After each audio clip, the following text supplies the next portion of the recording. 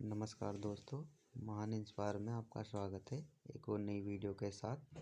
आज की कहानी एक आदमी से संबंधित है कि एक आदमी कैसे सफल बन सकता है। तो चलिए देरी न करते हुए कहानी स्टार्ट करते हैं। गर्मी की छुट्टियों में दादाजी के पास घूमने आया बालक उछलते कूदते दादाजी के पास पहुंचा और बड़े गर्व से बोला कि दादाजी, जब मैं बड़ा हो जाऊंगा तब मैं एक सफल आदमी बनूंगा। क्या आप सफल होने के कुछ उपाय बता सकते हैं? दादाजी हाँ में सर हिला दिया और बिना कुछ कहे लड़के का हाथ पकड़कर उसे करीब की पौधशाला में ले गए।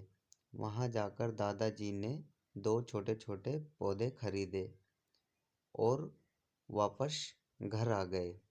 वापस घर आकर उन्होंने एक पौधा घर के बाहर लगा दिया और दूसरा पौधा गमले में लगाकर घर के अंदर रख दिया।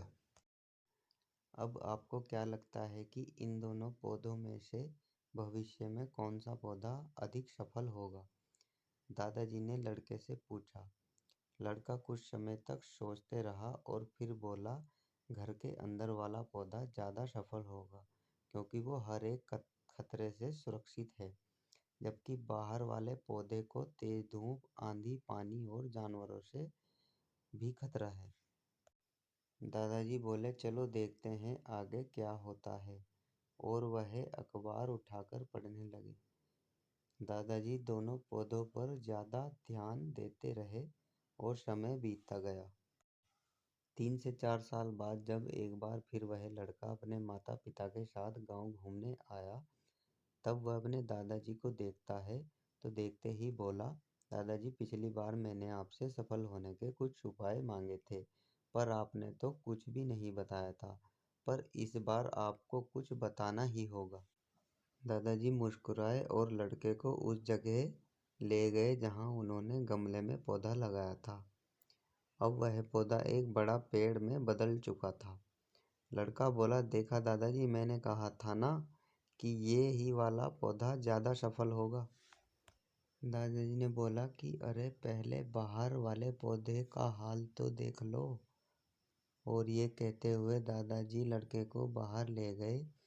बाहर एक विशाल पेड़ गर्व से खड़ा था।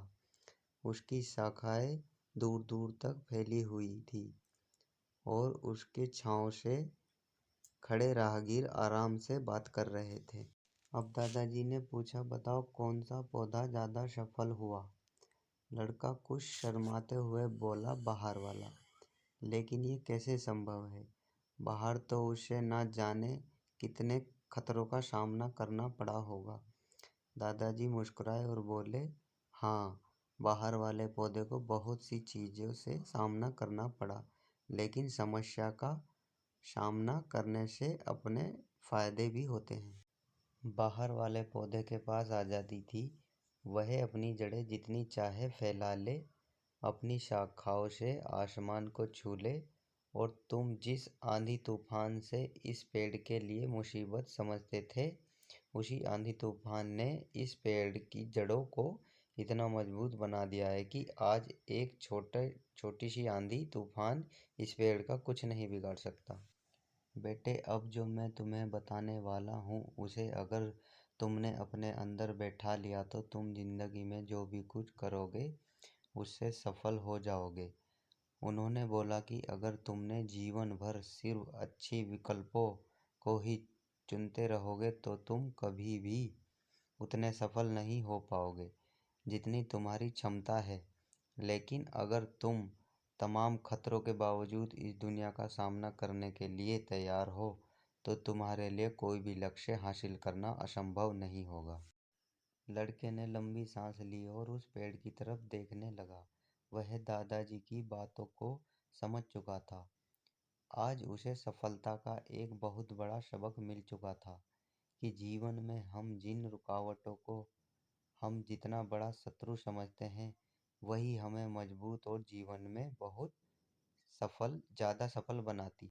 तो दोस्तों, आज की कहानी आपको कैसी लगी कमेंट में ज़रूर बताएं। वीडियो अच्छी लगी हो तो लाइक करें, चैनल को सब्सक्राइब करें। मिलते हैं एक और इसी तरह की कोई मोटिवेशनल कहानी को लेकर। बाय बाय दोस्तों।